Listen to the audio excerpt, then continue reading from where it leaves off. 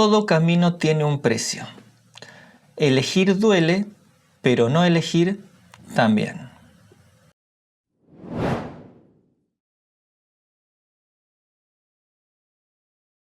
El dolor, lejos de ser únicamente una experiencia individual o biológica, también puede entenderse como un fenómeno social, que se manifiesta en el marco de nuestras relaciones, de nuestras decisiones y nuestras trayectorias de vida.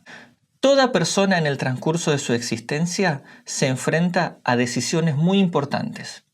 Seguir o terminar una relación, aceptar un trabajo, mudarse, formar una familia o emprender algún nuevo proyecto. Lo que todas esas decisiones tienen en común es que implican algún grado de sacrificio o tensión, lo cual puede traducirse en formas de sufrimiento. Desde la sociología puede decirse que las elecciones humanas no se realizan en el vacío. Las personas vivimos inmersas en marcos sociales que influyen en nuestras decisiones. Tenemos normas culturales, tradiciones familiares, expectativas laborales, mandatos de género, valores educativos.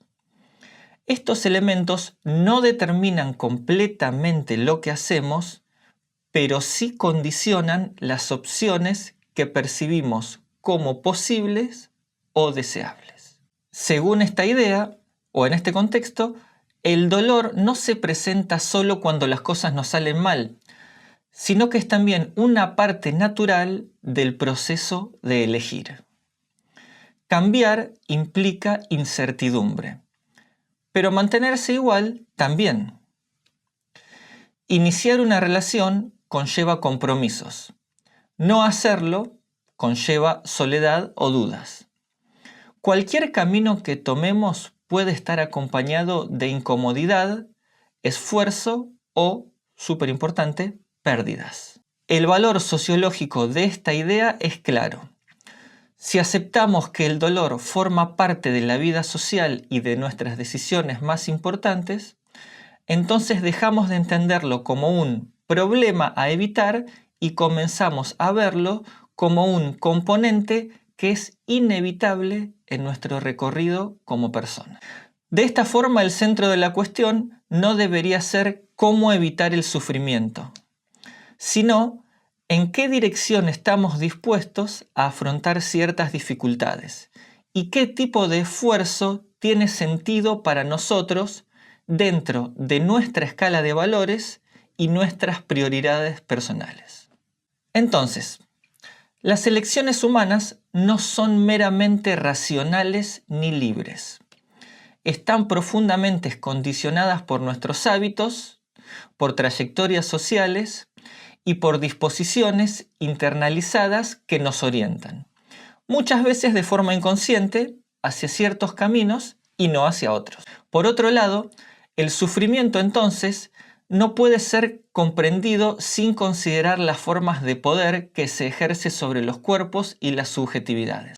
Michel Foucault, al analizar las instituciones modernas, mostró cómo el poder se vuelve más eficaz cuanto más se internaliza. El sujeto moderno no solo obedece órdenes externas, sino que se disciplina a sí mismo.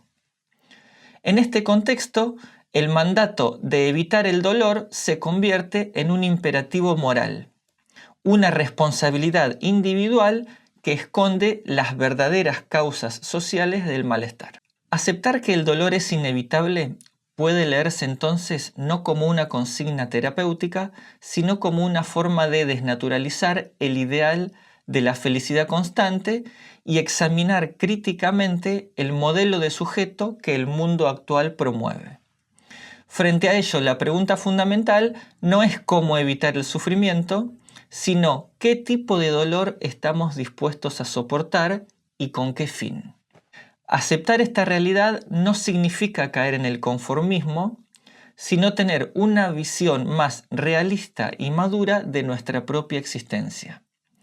No existe la vida sin desafíos. Lo relevante sería pensar cuáles de esos desafíos vale la pena enfrentar y cuáles no.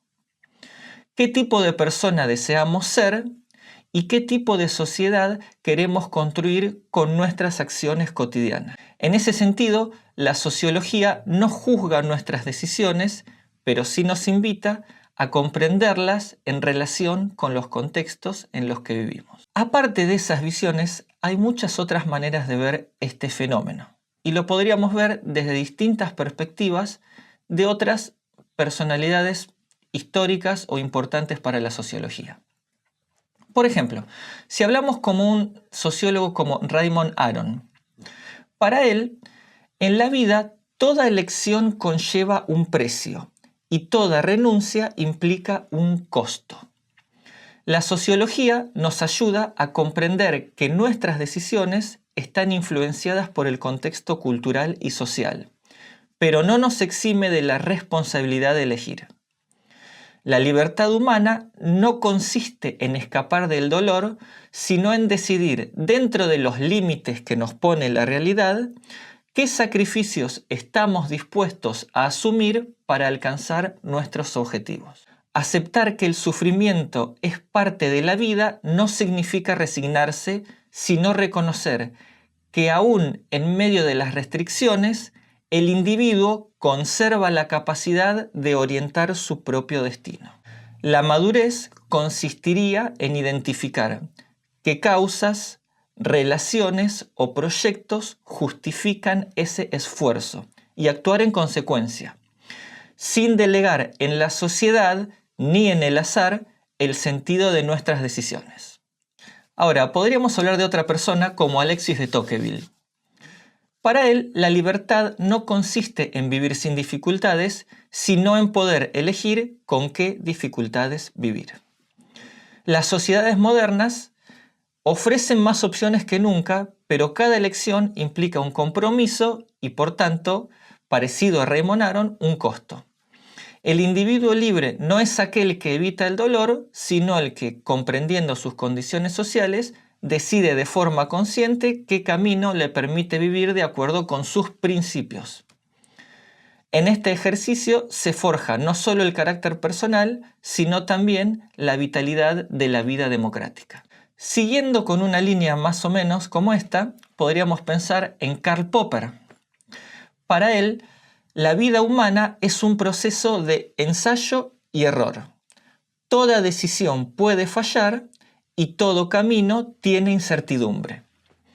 Lo esencial sería entender que el dolor está asociado a nuestras elecciones como parte del aprendizaje. No es un obstáculo para evitar a toda costa. Una sociedad abierta necesita individuos dispuestos a enfrentar riesgos razonables y a rectificar sus decisiones sin perder su sentido de dirección. Lo importante no es tanto eliminar el sufrimiento para Popper, sino elegir desafíos que nos acerquen a la verdad y a la mejora de nuestras vidas. Otra manera de verlo podría ser desde la perspectiva de alguien que no era completamente un sociólogo, pero que sí pensó bastante en la sociedad, como Friedrich Hayek.